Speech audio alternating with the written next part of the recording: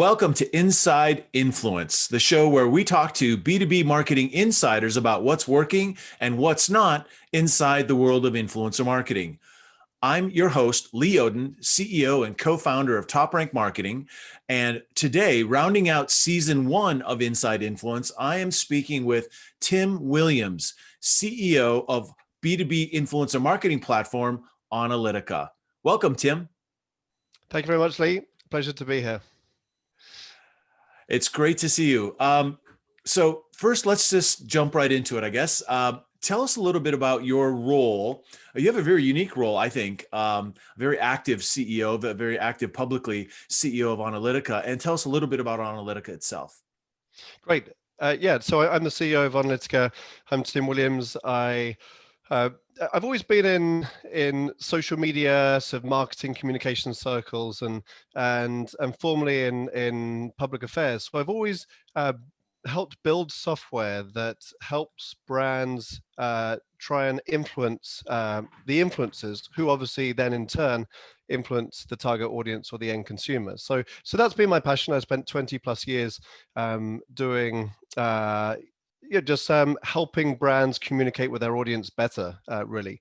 And at Onalytica, we have an influence marketing software. We tend to use this in influencer advocacy, employee advocacy, virtual events, account-based marketing, social selling. So those are these sort of use cases that we help brands with. And in my role, I'd really just try and listen to the brands. It's a very immature marketplace. It's evolving at a fast neck speed. So I see it as my role to be out there, to publish content, to try and lead from the front, but to importantly listen to what customers are saying and see how technology can really advance the industry. I'm not keen on us just taking a passive look at the industry and trying to sort of build more revenue with customers. I think that technology is often like a challenge and solution for the industry to mature. So I guess I see my role as just helping in whatever way I can to progress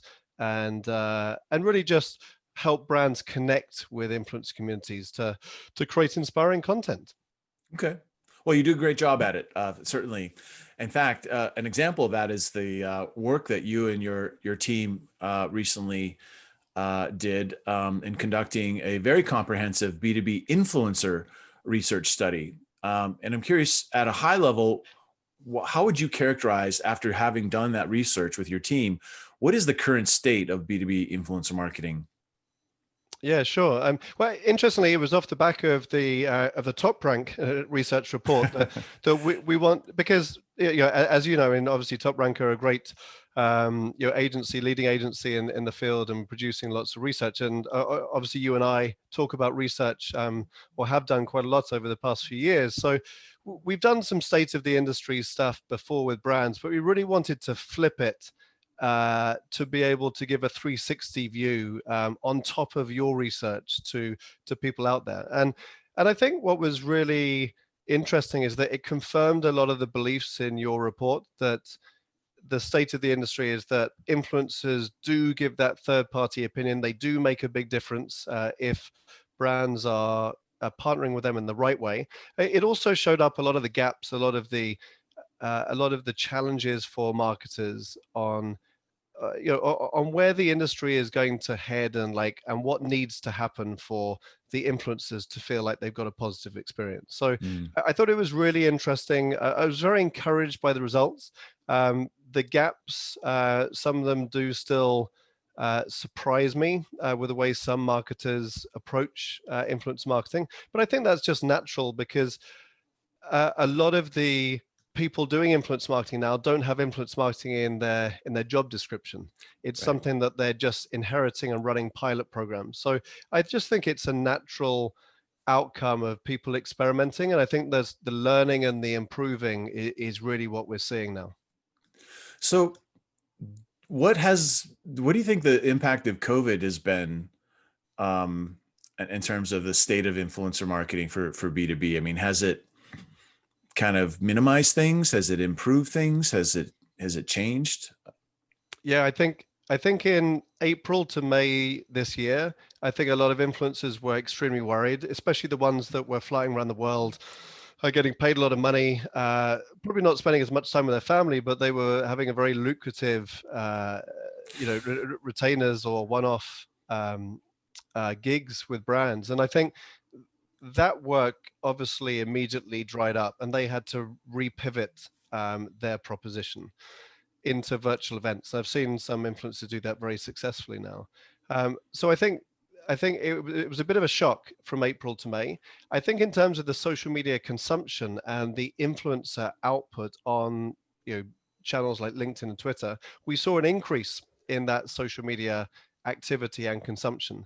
And I think the biggest change was that we felt that the end consumers of the B2B2C, because everyone's obviously a person at the end of the day, increased, and so the appetite for influencers almost increased in a few months, like it would over a 5-year period. And even though the budgets weren't there from brands because everyone was pausing their budgets, I think the underlying factors have really advanced. And then, so what we've seen is that from July onwards, so in H2 of this year, influencer marketing and B2B has been better for it. And I think it's almost helped the industry, rather than just being too like marquee event driven, where influencers Right. were paid a lot of money to speak all around the world.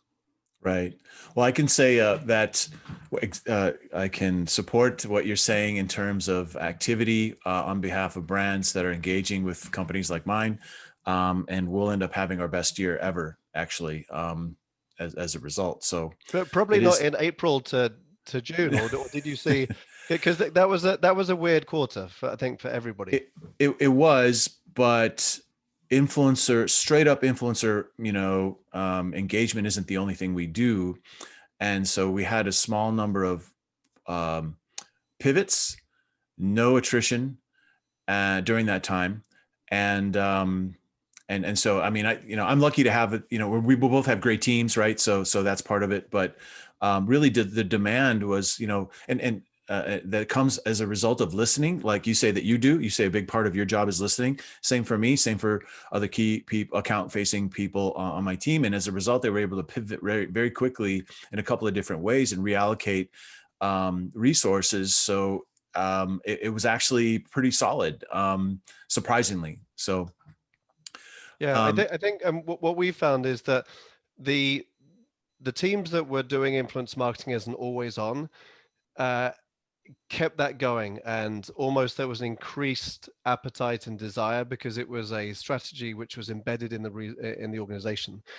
Well, we work with a lot of organizations that are in pilot mode, that are trying out this as a new tactic and comparing it against paid media or other forms of oh, a budget. And I think that in those cases, Q2 of this year, calendar year, was just a very weird of course, time for everybody. So I think a lot of the programs that were in pilot mode almost paused and just jumped 3 months. Uh, so sure, so it wasn't a bad thing longer term, but I think that everyone just, I mean, advertising stopped, right? As yeah, if to look at a complementary industry. So I think it took 4 or 5 months, especially in the US headquarters. Whereas like Europe, it was a bit more, um, it, it's a bit more disaggregated in terms of like how people run campaigns. So we mm, saw actually there was a disproportionate pause in the US compared to our EMEA brands. sure. You mentioned, always on kept things going, because it's more of a strategy than intermittent campaigns. And that's one of the similarities we found between the TopRank report on influence with survey of influencer marketing professionals at B2B companies and your report that researched or surveyed influencers themselves. And we both, I think, are pretty aware of why that might be, but how do you explain that to marketers that are still stuck in campaign mode, the value of always on? Yeah, I always see influencer relations as like there's two parallel strategies. I think there's the content or the events that you're trying to run in campaign mode, and then there's the longer term relationship building and building just great experiences for a campaign that you might run in 3 or 4 quarters time. And I think that the brands that are starting off and just like activating with a one-off mindset, they just don't put as much effort into the long-term game. And so the influencers, uh, by default, then just invest less themselves because they don't know whether they're going to have anything in the future. So I think it's just natural. Um, and and I think that it doesn't matter whether you're just starting out with influence relations. You can do a few things that make a big difference and build long-term relationships. Even the you know, first impressions can last for 20 or 30 years. So yeah, I think it's I think it's hard, especially when brands are in quarterly budget cycles. And both of us work in global tech a lot, and the restructuring is a major challenge, because people do move around in roles. So I think everyone gets it. Um, but I think when you show the results of a longer term attitude are better than a short term, then I think that's when people can invest a bit more. It's interesting. It reminds me of way back in the early days of digital marketing for myself, where I was working more in SEO and communicating the cumulative value of ongoing optimized content and link acquisition. The investment was relatively flat, but the effect and impact as you had more digital hooks in the water increased more and more and more. And the longer you develop relationships with influencers, the higher quality of relationship and more organic advocacy you get, the more content you have. It's almost a similar sort of argument. I think people just need to hear from those that they trust, people who are influential to them, that, this is a commitment, but the return is worth it and then some. But the more examples, the less pontification, I suppose, and the more examples and practical results that we can show people, the more persuasive we can be. Yeah, I think we all have a role to play on this. I think speaking at conferences, like publishing content, showing case studies. I mean, I've worked in many industries like PR and just social media measurement, where it's quite commoditized. And actually, there are a few case studies. I think in an innovative area like influencer marketing, and I know that you produce a lot of wonderful case studies. Just seeing what other brands do well, I think enables people to unlock more budget. I mean, we've seen the maturity of clients that we both worked with, that in maybe quarter 3, quarter 4, they've doubled their investment, but it's only been when they've shown the initial results do they get Right. the buy-in from senior management. So I think it depends upon the personality of the marketer, whether they can do a good internal job. But there's so much money being spent on to publish a blog post or something. It can be $5,000 that people just invest into like a small piece of content. Mhm. So sometimes there's $30,000 to $50,000 being spent on content that isn't very good. And if some Mhm. of that budget can be repurposed and into influence activation, the influencer generated content should be better quality and more Mhm. interesting for the end audience. Plus, you've invested in the relationships. So I think when you can kind of pivot some of the budget and uh, and make the case, I think that's quite a strong argument. Yeah. Well, the good news is there's data to support this argument in both of our reports, the Onalytica report of influencers, and also there's a whole section in the TopRank report dedicated to always on, including case studies. So there's a great case study from LinkedIn and their always on approach. So, um, you know, we've both talked about, and you most recently, I think you posted a video on LinkedIn and Twitter on the importance of the experience that brands are actually creating for influencers and the impact that it can have on the success of an influencer marketing effort. And the research report that the Onalytica put out recently reinforces this in several different ways, from the need for quality outreach, or who does the outreach, to the quality of the brief once someone does agree to engage with a brand. and I'm curious what you think we can do to get more B2B brands to treat the influencer experience as important as they do treating the customer experience of the people that we're trying to influence in the first place. Yeah, I think it's a key area that the industry has to improve on. I think it's about how much input you need to get the output that you're wanting as a marketer. So if you're having to invest 5 hours to research an influencer that you don't really know, that you're not quite sure what output they're going to give you, I think there's a disproportionate amount of effort that marketers won't invest in. Um, I think partly agencies solve that problem. Um, like yours, obviously, you know a lot of the influencers, and there's sort of the trust of working with them. At Onalytica, we built relationships with thousands of influencers, and we know the ones that you can trust, and there's an element of credibility and time saving there.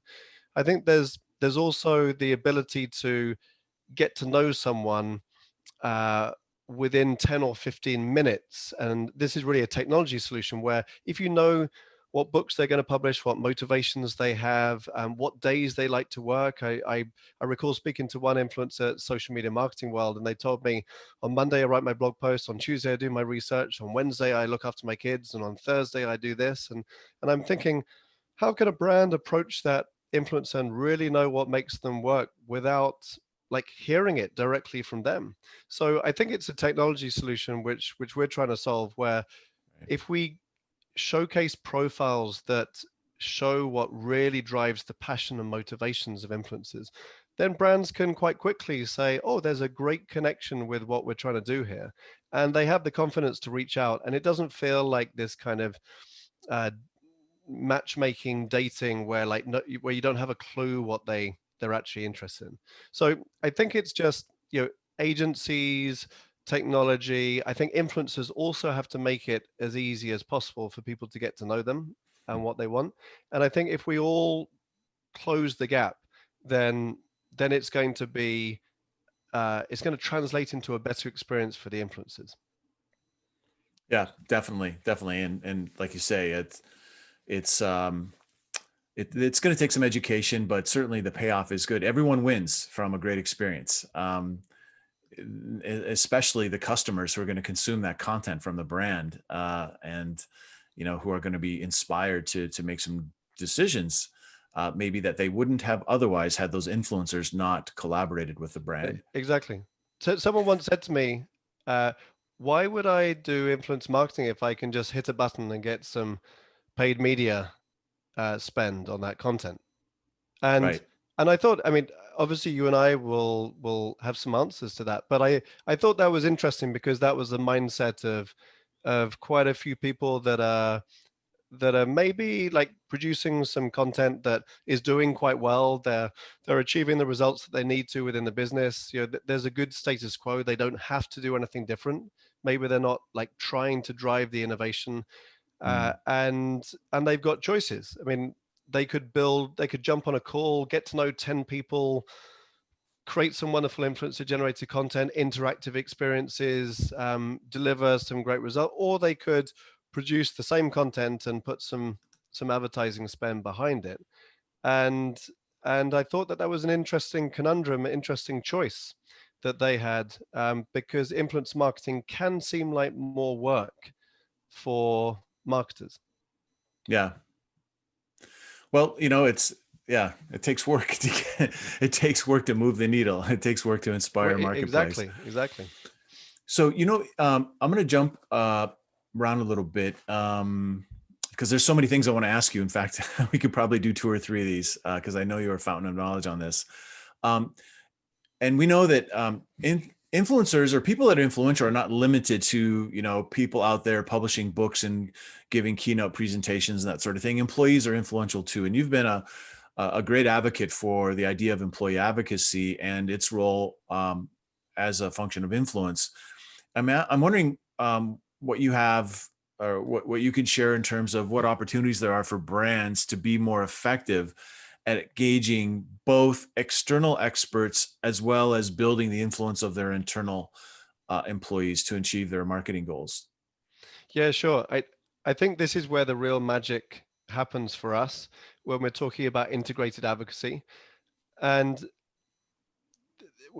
when we talk about employee advocacy, we see them as four segments. We see them as the top execs, which need to show leadership. They need to be out there on social, creating content. There's intrinsic value in what they say in the marketplace. So everyone invests in exec comms. It's usually managed by comms, but it's an interesting conversation about marketing comms, who owns that. Anyway, the execs are part of the employee advocacy for us. The next level down is the subject matter experts. So say in the tech industry or environment, you might be talking about AI or sustainability or supply chain procurement, like any of the important topics that might be driving the thought leadership. So you've got various different employees that are thought leaders, but maybe not driving as much impact externally for your brand. And there's a wonderful opportunity out there. The third segment are sales. So social selling or social enablement of salespeople, as some people like to call it, is really, really important. That's the third category. And then the fourth one is everybody else, like your sort of general employees. And there's lots of employee advocacy tools to be able to help develop the kind of general employees. What we like to look at is the execs, subject matter experts, and the salespeople. And to give you an example of what we think works really well, it could be a LinkedIn live session with an external influencer. You might also bring an industry expert into this who wouldn't call themselves an influencer, but just has really deep expertise in your particular area. And then you could invite one of your subject matter experts internally to be part of that discussion. Now, the subject matter experts might not feel initially comfortable with putting themselves forward, but then they start speaking on a peer-to-peer level with the external influencers, and they realize that they get on, that they have a lot in common, they love the subject matter that they talk about, and guess what? That relationship continues on LinkedIn, Twitter, offline, WhatsApp, like whatever Mm-hmm. form of communication that they have. And if you think about that one example, if you amplify that through all of your workforce, your employees are the biggest asset that any brand has. And that's really powerful when you can start transforming uh, your content through the voice of your employees and external influencers. And that's what we describe as the kind of dream integrated advocacy model. Mm-hmm. In terms of actually making that happen, because some brands have 300,000 employees and across different business units, markets, languages, obviously it's a massive transformation change. But I think if you look at them at different segments and you can activate them in different ways, that's a really, really powerful opportunity. So obviously, B2B brands, engage with influencers in a lot of different ways, from event activations, I guess now it'd be digital event activations, to making content, which is probably the most popular, or co-creating content, to things like advisory councils, or, more of an analyst sort of role. What are the kinds of engagement trends, because of the pandemic and all the other things going on in the world, that you see going into 2021? Yeah, I think you touched upon something really interesting, that the advisory role as an independent analyst is often a bit of a hidden uh, uh, like a hidden fact within the marketplace. I know a lot of influencers that were asked to create some content, but then suddenly they've started writing strategy documents for really large brands about how they should tackle certain challenges or innovation within the marketplace, and they're kind of ghostwriting a lot of the strategy of companies, and I found that really interesting and shocking uh, because I thought that it was the actual company that was writing their own strategy, but then it was the influencers actually shaping that. But I Wow. thought it was really cool because some of these influencers have so much experience that they're taking on different personas. So I do think that's something that is changing, and I think that when we talk about influencers, uh, a lot of people think that we're talking about just the professional influencers that work on a paid basis, and they're on a retainer sometimes, and they're great at creating content. They got big social networks. We see that this is a much larger community of people, from industry experts that would never call themselves influencers, the independent analysts, as you say, advisors, consultants. Then you've got the event speakers, key opinion leaders in the industry. And so I think that's where things are evolving. I don't think people are in love with the word influencer. I think it's got a really bad rap from the B2C um, industry. And so I think that influential experts is more where we're trying to go as Onalytica. But there's many different personas. So I think how brands are leveraging the different personas and who owns it as a brand is really the sort of key trends, going forward. Sure, sure. So content is most often the output, as I mentioned, from many of these influencer collaborations and engagements. But the thing is, subject matter experts are I mean, you have these subject matter experts, like you mentioned, in this sort of that, you have the industry, like a pro influencer. They're a creator, just like you would see in B2C. They're very good at media creation. But then you have a lot of these subject matter experts that are influential, and they're influencers, but maybe they're not so great at creating content. They're not going to create their own videos. They're not going to create a show or whatever. And at the same time, a lot of B2B brands, and I think you touched on this earlier, they're not really pushing the envelope in terms of creating really great content experiences. So a lot of these folks are going outside. A lot of them are doing other things to solve that problem of working with influential people who aren't great at creating media and solving for their own lack of ability to create innovative content themselves. And I guess I'm looking to you for some advice on what B2B marketers can do to better showcase, the contributions that these really influential subject matter experts are contributing to, that can really honor the value of that expertise in a more effective way. Yeah, I think it's a really good question.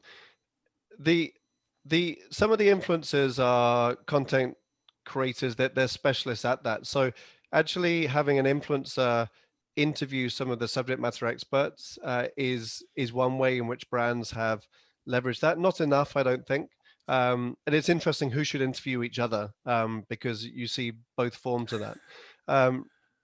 I think that the trend that we're seeing is that people are fed up of advertising. They're fed up of brand generic messages. There's just so much content, even since the pandemic, the content has spiraled even more. So I think people are just not in the mood for product being pushed down their throats. And so I think the subject matter experts are the people that can personalize the content. And I think that brands are investing in the platform to help develop the social profiles of those subject matter experts. I've seen a big increase in investment into that. I don't think there's any shortcuts. I think it's about enabling them to feel comfortable, maybe in video, like sitting down in a more traditional way, but then translating that into social bite-size video content.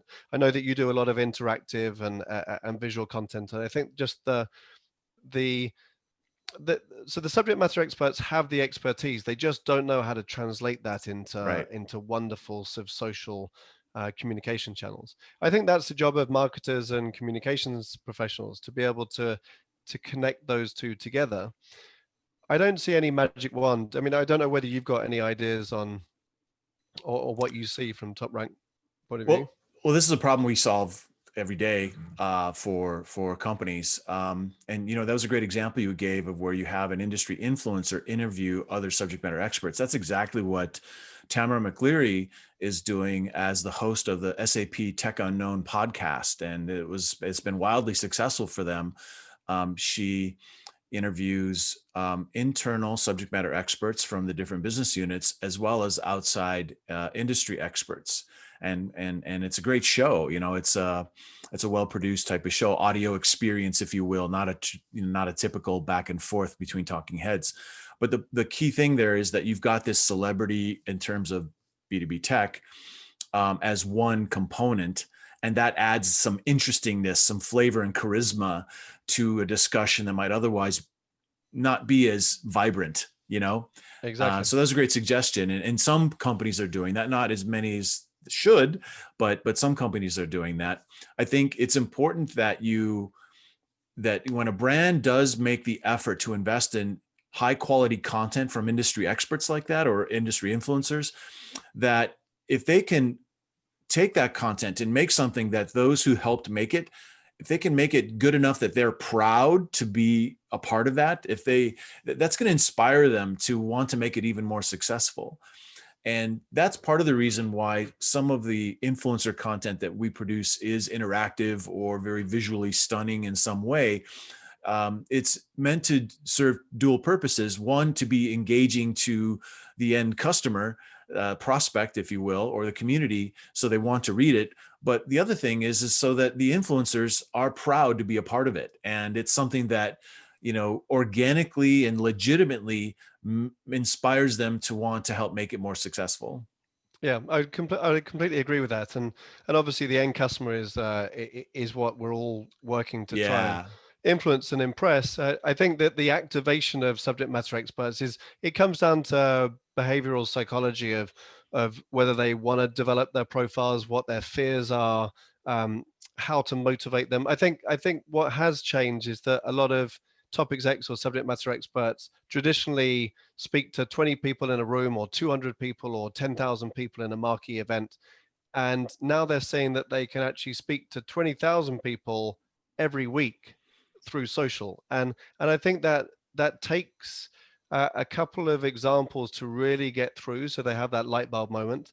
And I think marketers and communications professionals, if they can help them, switch that light bulb on in their heads, then suddenly they will invest a bit more effort into the content that they put out on social. Yeah. Because we did a webinar the other day with Ericsson, and they're talking about being a social first organization, and I think this all translates into the media consumption habits of the end customer.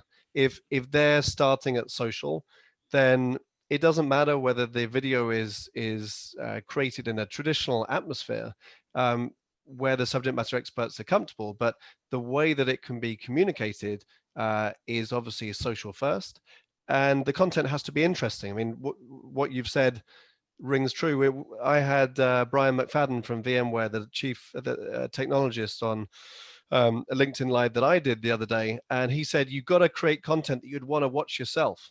Like, don't create boring content." So I think having Tamara McCleary host, she forces it to be interesting, because she's not going to go down the boring B2B route. So yeah, I'm a massive Yeah. advocate of that. Yeah. On our research, we found that 60% of marketers say they don't feel like they have the right skills or expertise to run, ongoing influencer programs themselves. And so, they do look to consultants. They look to platforms like yours that might also offer services. They look to agencies. And when it comes to agencies, I'm just curious what you think should be the expectation. Like, what should a B2B brand expect if they go to an agency for help when it comes to an influencer marketing effort? Yeah, I think that's a really good question. It's going to change over the coming months.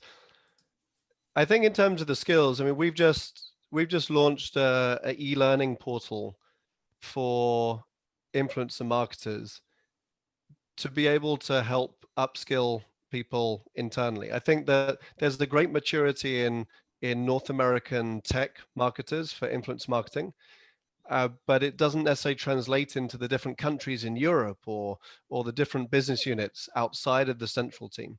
So I think that there's a massive demand for a playbook or e-learning, like the ability to scale this across 500 marketers, like across a company, and for you to do it in a consistent way. So I think that e-learning seems to be one of the best ways in which you can upskill people in an industry.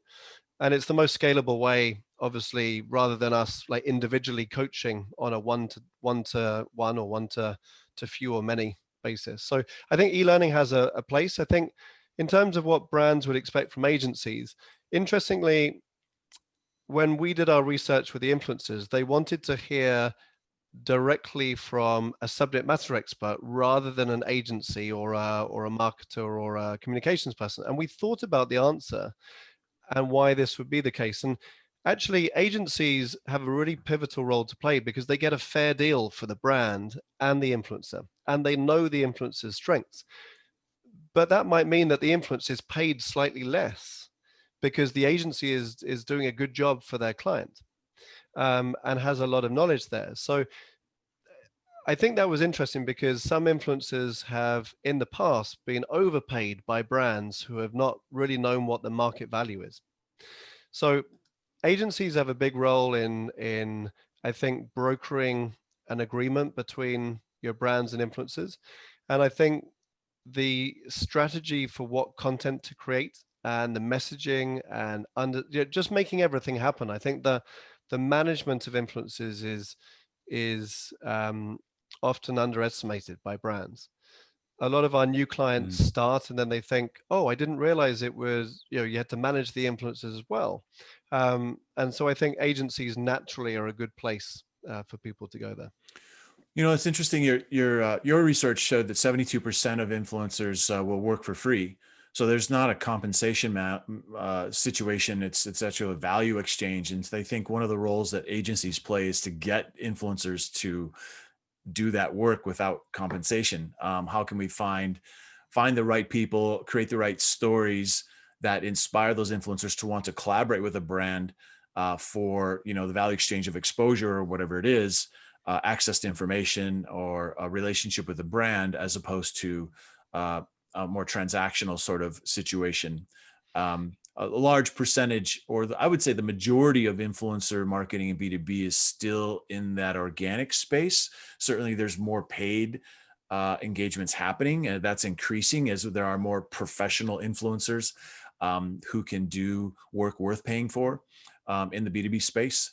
But the bulk of it is still in that sort of value exchange space where someone's got to figure out how to recruit and persuade and manage and keep those relationships alive.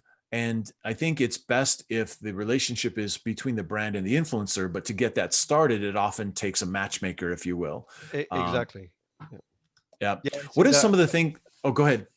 I think you're bang on there, and agencies play a massive, because you've nurtured relationships over years. So you can call up an influencer and say, hey, this will be really fun to do. And they'll probably do it just because you've asked them to do it. And then they'll figure out the detail along the way. Whereas if a brand reaches out and says, hey, influencer, can you do this? It sounds like a paid opportunity. So I think agencies have a massive role to play to be able to do that. Equally, we found with the influence community that some of them have said, oh, if Onalytica reaches out to me, they want me to do something for free. So that was something that was feedback that we've got over the past few years, and which I thought was interesting because we've helped connect brands to influencers, and sometimes it's for free, sometimes it's paid. Like you said, they need to earn the right to be paid, but they also need to play the longer game if they want to get certain payments, because sometimes it happens at the second or third time at working with brands. Mm-hmm. So I think it's a bit of a game to me. Like, I want the influencers to win, I want the brands to win. We obviously want to play a part in that. And I think agencies have a big part. I think what we like to think is that with a platform technology and an agency and a brand, like, if you're turned on to your maximum potential, then you've got the best of all three worlds. Sure. And I think that blend of what are the roles and responsibilities, I've spent countless hours writing a PowerPoint slide of the roles and responsibilities of a brand, an agency, Onalytica, the influencers, just because people like, just map it out for me. Mm-hmm. And I think it'll change every 6 months. Yeah, I agree. Speaking of 6 months, like, what about 6 months or more in the future? What are you most optimistic about when it comes to influencer marketing post-pandemic? Yeah, I think one thing, I think personalized, relatable content. Uh, I have a massive passion for to just break out of the so boring B2B into the inspiring personalized content, but to be able to do it in a way that doesn't feel hard. Uh, I am very passionate about bringing technology to solve problems, and I know that there is friction in. It seems easy, like we can just pick up the phone to 5 influencers, create some content, and then like a couple of weeks later, you should have some great content. And it can be that easy, but in reality, some brands take 3 or 4 months and struggle to get to that outcome. Mm-hmm. So what I'm passionate about is the quality of content to improve. And from a technology standpoint, we want to try and reduce the friction so that people can create this content, and it seems not as easy as paid media of hitting a button, but it doesn't seem, like too much effort for them to start off. Yeah. Yeah. Certainly the confidence of having something that's a little more predictable, and it'll never be predictable because it's a relationship business. But something that is a little more, people process technology aligned will certainly be more successful for everybody involved. This has been great chatting. Again, we could chat for a lot longer. I have a lot more questions I wanted to ask you, but we are out of time. And I do want to find out, where can people find out more about, what you're doing and the work that you're doing, the content that you're producing? Great. Yeah, thanks, Lee. Well, you can go to our website, www.onalytica.com. We've got lots of resources there. Also, I do LinkedIn Lives every couple of weeks, interviewing employees who are influential, and really just on LinkedIn and Twitter are the two main channels that we publish content Okay. on. And when we go to events in the future, then I'll be knocking about somewhere in the inside corridors. I'm sure I'm probably speaking to you as and when we get a moment to chat. That's great. And we'll certainly include links to those as well as to the Onalytica influencer marketing report, as well as the TopRank influencer marketing report. Those two, 1-2 punch combination really sets B2B brands up for success, I think, in 2021 and beyond, really. So thanks a lot for your time. I appreciate it, Tim. Thank you, Lee. Enjoy being here, and good luck, everyone, for 2021.